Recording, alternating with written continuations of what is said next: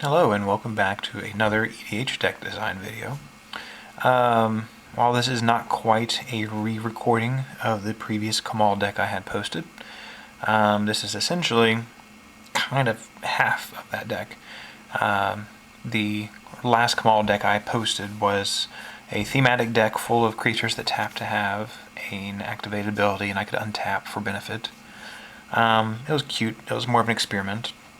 Most of those cards went into a Kamahl deck, but I've been pimping out the Kamahl deck, so I have lots of duplicates now. I decided to go ahead and make an actual somewhat control-ish Kamahl deck. Control, for like what red can do. This deck is kind of designed for a specific play group, actually, where they're not super strong. Their decks are very strong, but they're not very quick. I guess most of the people in the group have not learned the benefit of acceleration yet, so the games tend to last for quite a long time. In that meta, this deck fits very well, because Kamahl is a very expensive general, and being that I'm mono red, I don't have reliable access to acceleration. There's a few gimmicks in the deck right now, I'm not too sure if they're going to stay, but we'll play with it and see. So Kamahl here, if you're not familiar with this very like popular character. He has two cards, this one right here and his green version. I prefer this artwork over the one they've reprinted recently.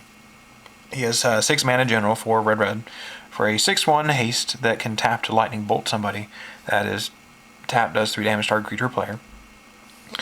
On his own as a general, he is situational. Like, he can do a lot of things. He can sit back and burn, he can swing in for a lot of damage. So it's somewhat situational if you're offensive, controlling, defensive, or whatnot. The problem is that one, toughness and the lack of first strike, because that means he can get gut-shotted. Staff and Nin can just kill him. Without the first strike, even in combat, it's unfavorable to go in against any kind of chump blocker. But on his own, he's still a very fun general to play. Thematically, that is. I love his story. His Jessica, his sister, is one of my favorite characters ever. Actually, I think she's my favorite character from the story currently, but yeah, we just had to have another fun deck with Kamahl. The erraticness, the spontaneousness of it makes it very amusing. Let's take him over here and go into the creature package. There's not a whole bunch.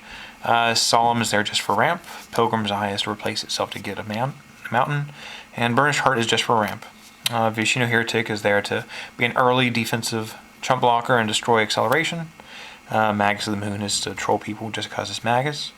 Goblin Welder is probably one of the... I used to put this in all my decks, but a lot of people just got super unhappy for how consistently, like, how completely erratically consistently I would see him in something like Duplicant or Memory Jar. So to kind of fan off their anger and their claims of me cheating, I just stopped putting him in a few decks. But I had to put him in here because I have lots of untapped tricks, and doing that with Goblin Welder is fantastic. What he does is I tap to essentially exchange 2 artifacts. I make a artifact be sacrificed, then I get one from that graveyard to play. But I can do it to anybody's. Dualcaster Mage is a reverberate on a body. Godo is there to go fetch us one of our special equipment. There's a few good equipments to go with Kamahl. I'm not doing offensive equipment very much. Mostly it's untapped triggers, but still, I mean, it's a free tutor to play. Inferno Titan is probably our most offensive creature in the deck. Shard Phoenix is more of a controlling card. I like putting Skull Clamp on this. I was originally going to do all Phoenixes. I was going to run all the Phoenixes in here as a Tribal Phoenix Recursion deck, because I was going to run Jaya Ballard. And running Jaya with discarding a Phoenix where you can get it back is kind of funny. This is the only one that is actually worth running, because I can sack it at any time I want. And it's a really good engine with the Skull Clamp, so I can draw a lot of cards. But what it does, I can sack it to kind of Pyroclasm everything without flying. Duplicant is probably our best removal. Very light creatures, not a lot in here. You probably see almost every single one of those creatures in any of my other red decks. So as a control-ish red deck, we have lots of spells going around. Reiterate is our best fork effect, where I can just buy it back. But we still have fork. I don't have a Reverberate or Wild Ricochet in here anymore. I didn't have enough room for them. Blast Act is our normal board wipe. This will probably be replaced with an Act, or an All is Dust eventually. Then I have my normal burn 3s. I love these spells. because they burn and make an opponent exile it if it dies. Actually, I think I need to get the other 2 in here because they're still missing. Yeah, there's 2 others that do the exact same thing. One of them is called Carbonize. It's 2 and a red.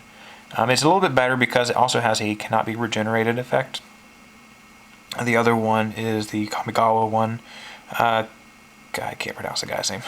Yeah, essentially there's 3 cards that do the same thing. Burn target creature player for 3. If the creature were to die, you exile it. I thought they were in here. They may be coming up. Vandal Blast is for art. Yeah, there's more exile stuff. This is out of order, apparently. This is just to exile or destroy people's artifacts. Burns a creature for 2 and exiles it. Active Aggression is really fun. An instant speed active treason that I can pay life for is really good. So I could take someone's creature swinging in and block another creature, or I could take their other creature and just swing in for good damage.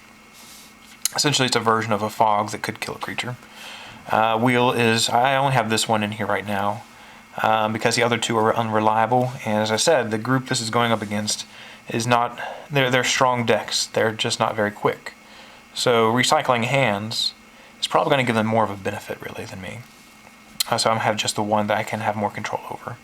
Fallout is an uncounterable burn for 2. I used to run this in a lot of decks, but for a while my play groups kind of went heavy Voltron or heavy control with not a lot of creatures, so it wasn't really smart to run. But I liked it, and so I'm going to put it back in most of my decks anyways. Savage Beating is a fantastic card with any general that has over 5 power. The problem with Kamahl there is he is 1 power short of being able to kill someone in 3 hits. But with something like this, if I entwine this, I can just kill someone with Kamahl if they don't have a blocker. This is really out of order. Into the Core is another artifact exile. I can hit 2. Starstorm is another X hit all creatures. God, these are terribly out of order. Word of Sizing is an active aggression where I can take any permanent, including a planeswalker. Most recently, I got someone strip mine and destroyed another player's land, so this could even be like 5 mana to destroy 2 lands at instant speed. Here's an X-Spell that could exile a creature if it connects. Another active treason effect that's instant speed that I can entwine and fling. Another X-Spell that if it hits and kills a creature, they are exiled. There's the 3 damage spell I could pronounce earlier, Yamabushi's Flame, and Carbonize. I knew they were in the deck. These are the other guys that do 3 damage, and if the creature dies, they exile. Then Ruination is our last spell of the deck. So apparently I did not organize that stack at all. Going on to permanents, we are running 3 Planeswalkers in this deck. Again, with a slower meta, with a general that may be repeatable removal, it's kind of interesting to see how long these guys survive. Koth is my favorite in mono red because it is good acceleration. I'm playing with the new Sarkhan simply because the possible removal and a 4 damage that's indestructible is nifty. I've never gotten the emblem yet. I don't know how that's going to work out. I like Grafted Skullcap, but an EDH, I don't know if that's a good thing. And then there's Chandra for her 0 ability. It is just for her 0 ability. The +1 doesn't do much. The -7 doesn't do too much, but the 0 ability is card advantage. I have not been putting her in a lot of my mono red decks because I don't like the option of exiling a spell I cannot make use of. But the curve on this deck is kind of low, with the exception of Kamahl and like 2 creatures. So I'm going to keep running it just to see how it works out. We do have lots and lots of enchantments and artifacts. Stranglehold is kind of the control-ish mono-red enchantment, stopping people from tutoring. These 2 are kind of here for fun. If you saw my Achroma Devotion deck, these 2 were in there as a main win condition. In this deck, again, it's made for very slow metas. So there is a very high chance of this just absolutely killing somebody if I snap this one on Kamahl.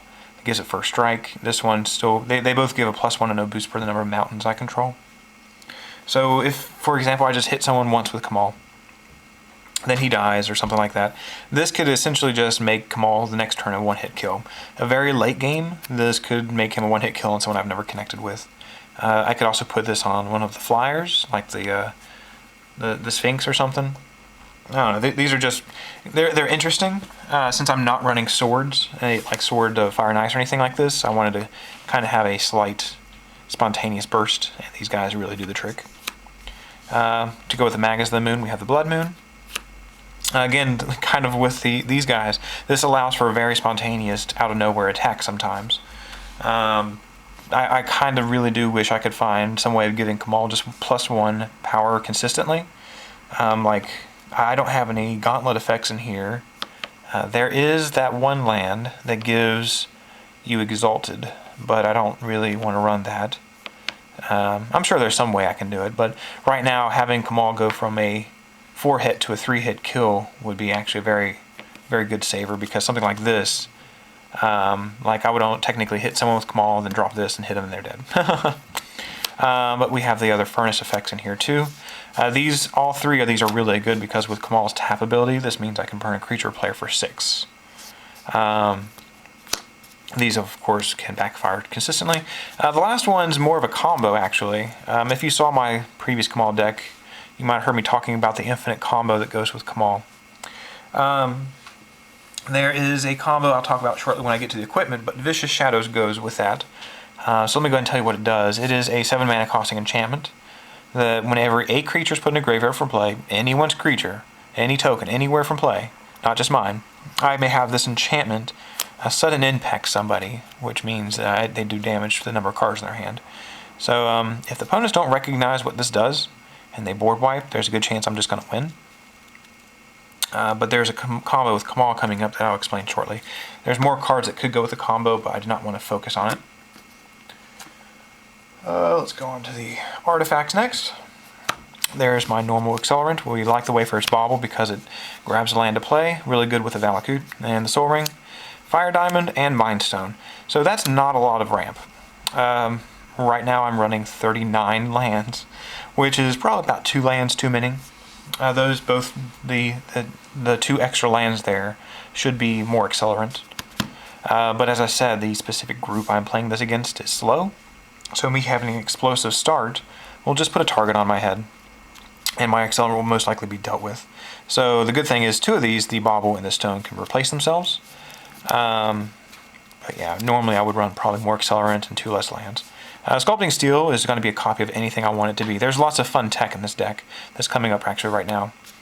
Kamahl taps to Lightning Bolt. So with this, I can untap Kamahl.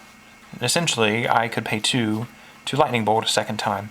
This also lets me tap another creature before combat, so I could stop something that may be killing me.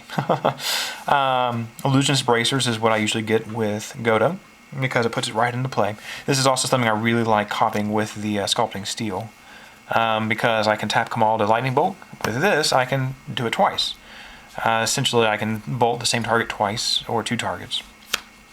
This is, again, out of order. God damn it. This is my draw tech of the deck. I don't have the memory jar in here anymore.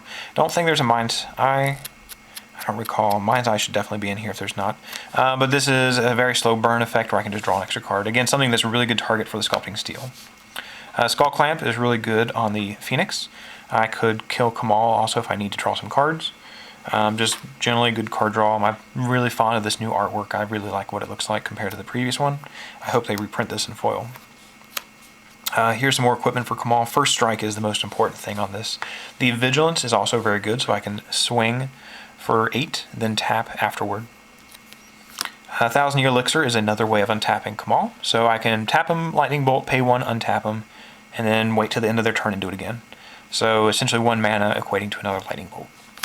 And same thing, Magerite Stone, 1 mana untap, maybe another Lightning Bolt. This one does let me do my Goblin Welder at instant speed, but both of these also let me untap my Goblin Welder too.